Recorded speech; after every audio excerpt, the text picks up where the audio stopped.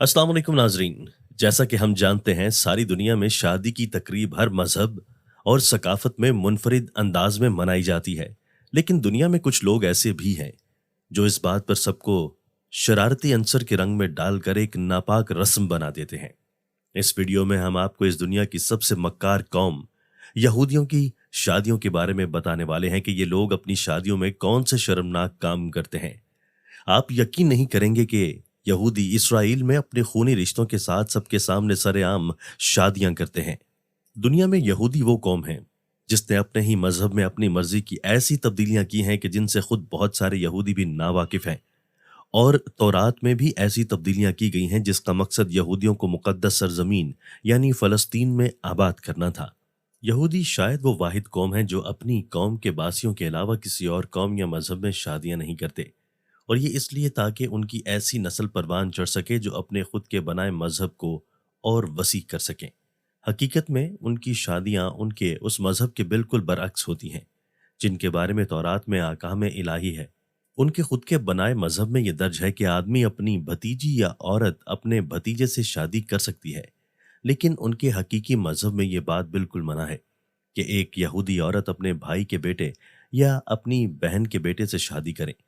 उनकी शादी की तकरीब में दुल्हन अपने पूरे जिस्म को छुपाती है, यहाँ तक कि अपने चेहरे को भी तकरीब में मौजूद हर शख्स से छुपाती है ताकि दुल्हन को कोई न देख सके और न जान सके ये कौन है।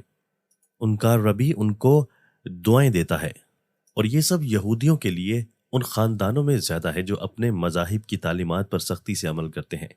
यहूदियों का मानना है कि एक 13 साला लड़का और एक 13 साला लड़की भी शादी कर सकते हैं, लेकिन आज के दौर में इस मामले में चंद तरमीम की गई हैं और अब उनका मानना है कि 12 साल का लड़का और 12 साल की लड़की से शादी कर सकते हैं। उनका सबसे शर्मनाक अकीदा यह है कि मर्द दूसरे मर्द से और औरत दूसरी औरत से शादी कर सकती हैं, जिसे हम जिन्स परस्तों की शादी कहा जाता है।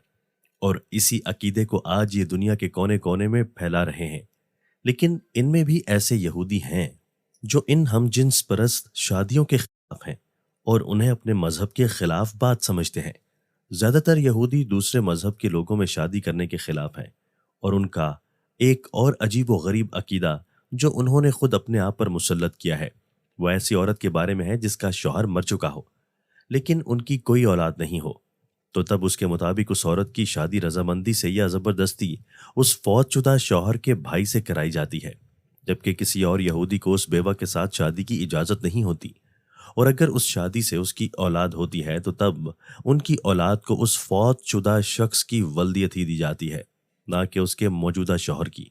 हालांकि कदीम तौरात में खूनी रिश्तों में शादी की मुखालफत की गई है, जबकि इस मौजूदा यहूदी मजहब में इस बात की भी इजाज़त है कि कोई अपनी खूनी रिश्तों जैसे अपनी माँ अपनी बेटी या बहन, यहाँ तक कि अपनी दादी या अपनी नानी से शादी कर सकता है।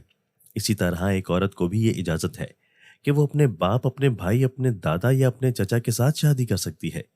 यहूदियों में ये रिवायत भी है कि ऐसी लड़की जो कमारी हो तो उसकी शादी हमेशा बुध के दिन ही की जाती है, जो उनकी रिवायात के मुताबिक ऐसा करने से इस लड़की पर खुदा की रहमत बरसती है। एक और अजीब व गरीब रस्म जो यहूदियों में पाई जाती है वो ये कि अक्सर यहूदी अपनी शादी के दिन रोज़ा रखते हैं, क्योंकि ये उस दिन को अपने मुबारक दिनों की तरह ही मानते हैं। उनका ये रोज़ा सुबह सवेरे से शुरू होकर शादी की तकरीब के इख्तिताम तक होता है, जिसके बाद दुल्हा और दुल्हन इकट्ठे खाना खाते हैं, क्योंकि उनके अकीदा के मुताबिक उनकी शादी तब तक नहीं होती जब तक कि रोज़ा रखकर इकट्ठे खाना ना खा लें, और ऐसा करने से उनके तमाम गुनाह खत्म हो जाते हैं।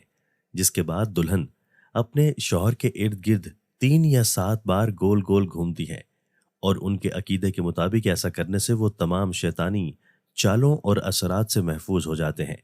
और ये भी माना जाता है कि जब तक ये नया शादीशुदा जोड़ा शादी की तकरीब के बाद एक नया गिलास नहीं तोड़ता तब तक उनकी शादी मुकम्मल नहीं होती।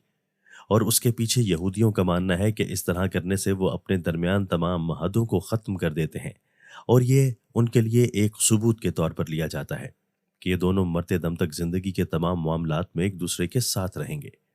यहूदियों में एक से ज़्यादा शादियों की इजाज़त है, लेकिन उन शादियों की तादाद की कोई कैद नहीं, यानी एक यहूदी जितनी मर्जी शादियां करना चाहे कर सकता है, यहाँ तक कि इनकार रबी इनको मजीद शादियों से मना ना कर दे। अगर ऐसा होता है तो तब वो शख्स तमाम उम्र और कोई शादी नहीं कर सकता।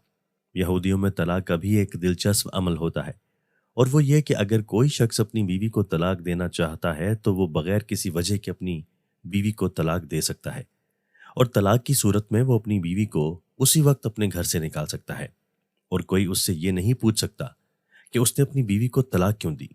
तलाक के बाद ये लोग ऊंट, खंजीर और खरगोश का गोश्त नहीं खा सकते। यहाँ तक कि ये लोग खुद को किसी भी किस्म की मछली खाने से भी रोक लेते हैं।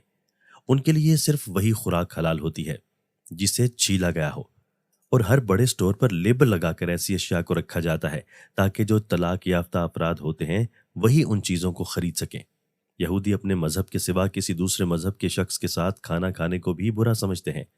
यहूदी अपनी इबादत करने से पहले सिर्फ अपने हाथों को धोते हैं और फिर एक बड़ी चादर अपने कांधों पर ओढ़ लेते हैं, और ये ख्याल रखा जाता है कि उस चादर को इससे पहले किसी औरत ने न पहना हो, और एक यहूदी उस चादर को सिर्फ अपनी इबादत के दौरान ही पहन सकता है।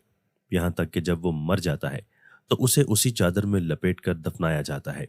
यहूदियों में एक लड़का 13 साल से और एक लड़की 12 साल से अपनी इबादत शुरू कर सकते हैं, और जैसे ही एक लड़का या लड़की उस उम्र तक पहुंच जाए तो उन्हें उनकी इबादत खानों में लाया जाता है, जहां वो उसकी एक बाकायदा तकरीब मुनक्किद करते हैं और खुशी मनाते हैं कि खुदा ने उनके बेटे या बेटी को अपनी इबादत के लिए चुन लिया।